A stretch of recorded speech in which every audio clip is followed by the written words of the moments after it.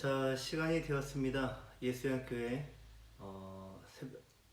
특별 아침 기도회 이제 시작하도록 하겠습니다. 주기도문으로 하나님께 다 같이 기도하도록 하겠습니다. 하늘에 계신 우리 아버지여, 이름이 거룩히 여김을 받으시오며 나라 임하오시며 뜻이 하늘에서 이룬 것 같이 땅에서도 이루어지이다. 오늘날 우리에게 일용할 양식을 주옵시고 우리가 우리에게 죄 지은 자를 사하여 준 것 같이 우리 죄를 사하여 주옵시고 우리를 시험에 들게 하지 마옵시고 다만 악에서 구하옵소서. 대개 나라와 권세와 영광이 아버지께 영원히 있사옵나이다. 아멘. 찬송가 200장입니다.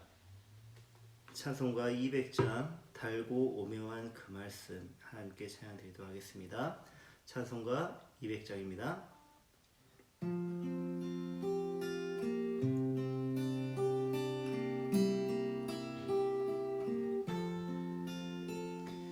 달고 오묘한 그 말씀, 생명의 말씀은 귀한 그 말씀, 진실로 생명의 말씀이 나의 길과 믿음 밝히 보여주 아름답고 귀한 말씀, 생명샘이로다. 아름답고 귀한 말씀, 생명샘이로다. 귀한 주님의 말씀은 내 노래 되도다. 모든 사람을 살리는 생명의 말씀은 값도 없이 받아 생명 길을 가니 아름답고 귀한 말씀, 생명샘이로다. 아름답고 귀한 말씀, 생명샘이로다. 널리 울리어 퍼지는 생명의 말씀은 마음의 용서와 평안을 골고루 주나님. 다만 예수 말씀 듣고 복을 받네. 아름답고 귀한 말씀, 생명샘이로다. 아름답고 귀한 말씀, 생명샘이로다.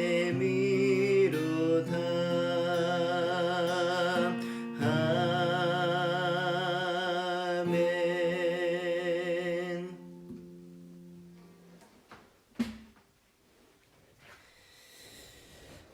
다같이 성경 보도록 하겠습니다. 사도행전 8장 26절에서 40절입니다. 사도행전 8장 26절에서 40절까지입니다. 사도행전 8장 26절에서 40절입니다. 제가 읽겠습니다. 주의 사자가 빌립에게 말하여 이르되 일어나서 남쪽으로 향하여 예루살렘에서 가사로 내려가는 길까지 가라 하니 그 길은 광야라.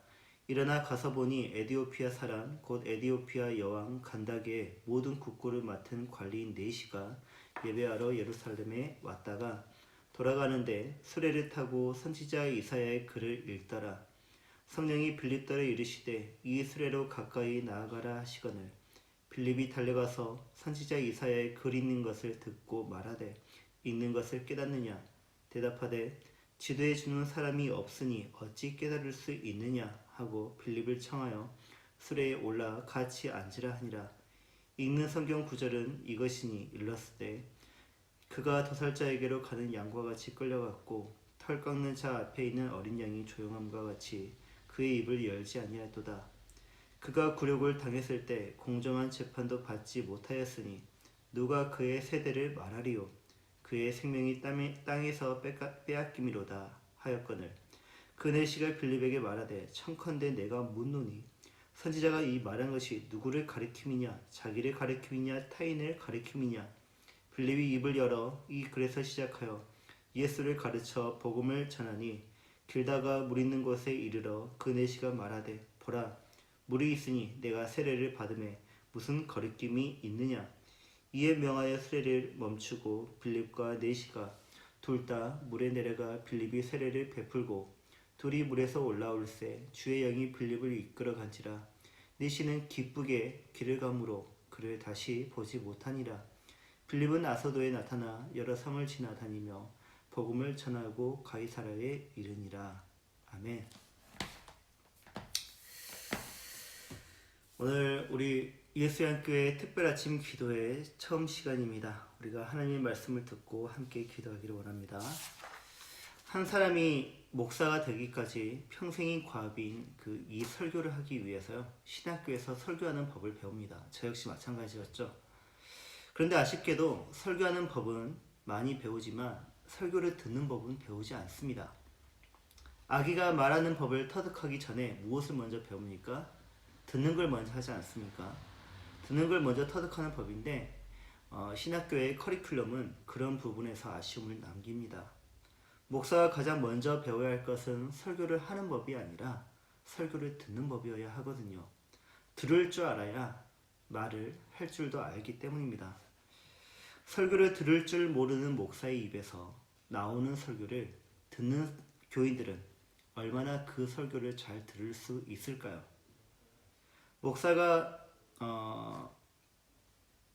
설교를 듣는 방법을 모르니 교인들에게 가르칠 리가 만무합니다. 여러분은 설교 듣는 법을 배운 적 있으십니까? 교인이 되는 사람들은 평생 수없이 많은 설교를 듣습니다. 그 설교에 의존해서 신앙 생활을 엮어내죠. 그 엮어낸 결과가 지금 현재 여러분의 모습입니다. 생활의 달인을 보면 원리는 몰라도 자신이 하고 있는 일을 과학적으로 설명하지는 못해도 오랜 경험을 통해 한 분야에서 달인의 경지에 오르는 것을 볼 수가 있습니다. 하지만 수많은 사람들 중 그런 사람은 소수에 불과하죠. 많은 교인들이 착각합니다. 듣는 나에게는 문제가 없다. 다만 설교하는 자가 목사가 문제일 뿐. 이렇게 착각하는 경우가 많습니다. 베샬롬 교회 김영희 목사님은요, 그의 저서에서 이렇게 말하거든요. 교회는 하나님의 말씀으로 세워집니다. 교회는 하나님의 아들을 믿는 것과 아는 일에서 하나이며 또 하나가 되어가는 공동체입니다. 하나님의 말씀에 바른 선포 없이 이 일은 일어나지 않습니다. 이 일에서 목사의 책임은 한없이 무겁습니다. 그러나 이것이 전적으로 목사들만의 책임은 아닙니다. 여기에는 회중의 책임도 있습니다. 교회가 온전하게 세워지려면 설교자가 바른 말씀을 선포하는 것과 회중이 그 설교를 바르게 듣는 일이 필요합니다. 성령의 시대가 열린 후에 빌립 집사는 예루살렘에서 가사로 내려가는 길 광야에서 에디오피아 여왕의 간다게 여왕이죠. 간다게 맞나요? 제가 좀 헷갈렸네요. 하여튼 간다게 여왕의 내시를 만났습니다. 그는 수레를 탄 상태에서 이사야서 53장을 읽고 있었는데 그의 능력으로는 도무지 그 내용을 깨달을 수가 없었죠. 이에 성령님은 빌립을 그에게 나아가게 하신 다음 그가 본 말씀을 깨닫도록 도우게 하십니다. 이사야서 53장을 통해 예수 그리스도의 복음을 깨달은 내시는 그 자리에서 빌립으로부터 세례를 받고 자기의 길을 떠나는데 그냥 떠나는 것이 아니라 기쁘게 아주 기쁜 마음을 얻어 떠났다고 합니다. 설교는 이런 역할을 하는 것입니다. 성도는 하나님의 말씀을 읽을 수 있고 들을 수는 있지만 모든 것을 스스로 깨우치기에는 역부족입니다. 그래서 성령님은 교회에게 은사를 주셔서 그 일을 도우시죠. 목사와 교사는 일을 위해 은사를 받은 사람들이고요. 교인은 목사와 교사의 지도를 받아 말씀의 진리를 깨닫습니다. 이처럼 교인이 지도와 도움을 받아서 하나님의 말씀을 마침내 그 진리를 깨닫게 되면 얻게 되는 것이 있으니 내시가 얻은 그 기쁨입니다. 말씀에서 얻는 그 기쁨을 얻을 수 있다는 것이죠. 그러나 설교를 듣는다고 무조건 기쁨을 얻는 것은 아닙니다. 웨스트민스터 대유리 문답 160번은 다음과 같이 문답을 하거든요. 먼저 질문입니다. 선포된 말씀을 듣는 사람들에게 요구되는 것이 무엇입니까? 이 질문에 대한 답변은 이것입니다. 선포된 말씀을 듣는 사람들은 부지런함과 준비된 자세와 기도로 그 설교를 경청해야 합니다. 자기가 들은 것을 성경을 통해서 주의 깊게 살펴야 합니다. 그 진리를 믿음과 사랑과 겸손함과 간절한 마음으로 하나님의 말씀으로 받아들여야 합니다. 그 말씀을 묵상하고 주위 사람들과 나누어야 합니다. 그 말씀을 마음에 간직하고 자신들의 삶 속에서 열매를 맺도록 해야 합니다. 에디오피아 내시가 빌리치 집사의 설교를 듣고 기뻐할 수 있었던 이유를 여기에서 전부 망라하고 있습니다.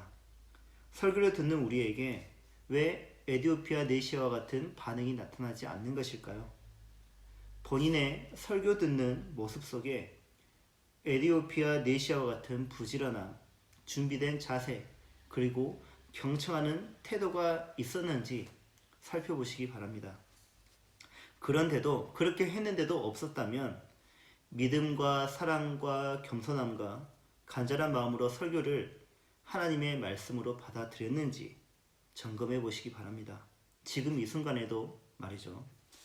하나님의 말씀을 듣는데 전화통화는, 화장실은, 그리고 음료수 타임은 있을 수가 없는 것이죠. 하물며 설교를 듣는데 잠은 더더욱 잘 수가 없는 것입니다. 우리의 태도가 문제인 것이죠. 하나님은 인간적으로 볼 때 아무 볼품없는 사람을 통해서도 당신의 말씀을 선포케 하십니다. 그런데 우리는 너무 인간적인 요구를 많이 하고 있는 것은 아닌지 모르겠습니다. 그것은 은혜를 바라는 겸손한 태도가 아니라 혜택을 요구하는 강요이죠. 교만함입니다. 설교를 듣는 일은 결코 쉬운 일이 아닙니다. 제 시간에 편안한 의자에 기대어서 귀를 열면 들어지는 것이 설교가 아닙니다. 준비가 필요하고요. 적극적인 부지런함이 요구가 되고 경청하고자 하는 겸손함이 필요합니다. 또한 주의 깊게 살피는 학자의 귀도 필요합니다. 이로써 자기가 들은 것을 성경을 통해서 끊임없이 점검할 줄 알아야 합니다. 무엇보다 설교를 하나님의 말씀으로 듣고자 하는 태도가 필요합니다. 인간적인 모든 방해 요소를 제거하고 한 인격을 통해서 전달되는 설교를 하나님의 말씀으로 듣고자 최선을 다해야 합니다. 그렇게 들은 말씀은 마음에 간직한 채 묵상을 거듭해서 하는 것이고 그 말씀을 삶을 통해 열매 맺을 수 있도록 충성하고 또 충성해야 합니다. 그러므로 설교를 듣는 것은 설교의 그 시간에 그 설교를 듣는 것이 아니라 그게 전부가 아니라 설교의 전후의 모든 시간들을 활용하여서 듣는 것이어야 하죠. 목사가 한 편의 설교를 위해서 일주일 전 시간을 할애하듯이 성도는 한 편의 설교를 듣기 위해서 일주일 전 시간을 할애할 줄 알아야 합니다. 목사의 설교는 평생의 과업이죠. 그와 같이 성도에게 설교를 듣는 일은 평생의 과업입니다. 그러므로 설교를 듣는 법을 배워야 합니다. 설교 듣는 법을 우리는 적극적으로 배워야 합니다. 배우지 않으면 설교를 들을 때마다 우리는 실망할 수밖에 없습니다. 인간적인 모습만을 볼 수밖에 없기 때문이죠. 그것은 여러분의 책임입니다. 설교를 듣는 일은 여러분의 책임입니다. 문제를 인식하시고 이제 하나님께 구하십시오. 설교를 듣게 해달라고. 하나님께서 우리에게 주신 설교를 하나님의 말씀으로 듣게 해달라는 그 믿음과 나의 모든 태도를 갖게 해달라고 여러분 기도하시길 바랍니다. 기도하겠습니다. 하나님 아버지 감사합니다. 예수양 교회의 특별 아침 기도회를 열게 하시고 오늘로써 첫날을 이루게 하심 감사합니다. 하나님 지금까지 우리가 수많은 설교를 들었지만 지금까지 살면서 정말 오랫동안 설교를 들었지만 정작 우리는 설교를 듣는 방법을 잘 알지 못합니다. 오랜 경험이 그것을 해결해 주지도 않았고 나의 어떤 지식이 그것을 해결해 주지 못합니다. 하나님, 우리에게 설교를 듣는 법을 가르쳐 주시고 이제부터 우리가 겸손한 가운데 부지런한 가운데 하나님 앞에서 우리가 한 인격을 통해서 전달되어지는 그 설교를 듣게 하여 주시옵소서. 그리고 그 설교를 듣는 우리가 삶으로 열매를 맺는 가운데 하나님께 영광 돌릴 줄 알게 하여 주시옵소서. 오늘 이 말씀을 가지고 이제 우리가 기도하기를 원합니다. 또 이 말씀뿐만 아니라 우리의 삶의 모든 기도 제목들을 가지고 하나님께 기도할 것입니다. 우리의 기도를 들어주시고 우리에게 필요한 것들을 아버지 하나님께서 자녀들에게 채워주시고 또 기도하는 모든 영혼에게 하나님의 충만한 복이 있어 하나님 앞에서 하나님의 품 안에서 거하는 주님의 자녀들, 주님의 교회가 되게 하여 주시옵소서. 이 기도에 참여하는 주님의 자녀들에게 충만한 은혜를 허락하여 주시옵고 육신의 연약함 또 어떤 사유로 인하여서 참여하지 못한 성도에게는 특별한 은혜를 더하셔서 다음번에는 꼭 함께하도록 하나님 이끌어 주시옵소서. 예수님의 이름으로 기도드리옵나이다. 아멘. 이제부터 각자의 자리에 들어가서 하나님께 이 말씀을 가지고 하나님께 아뢰 기도를 드리시고요. 그리고 또 여러분의 기도 제목들을 가지고 하나님 앞에 나아가시기 바랍니다. 시간을 정해놓고 여러분 하나님 앞에서 간절히 또 하나님과 즐거운 교제를 나누시길 바랍니다. 기도합시다.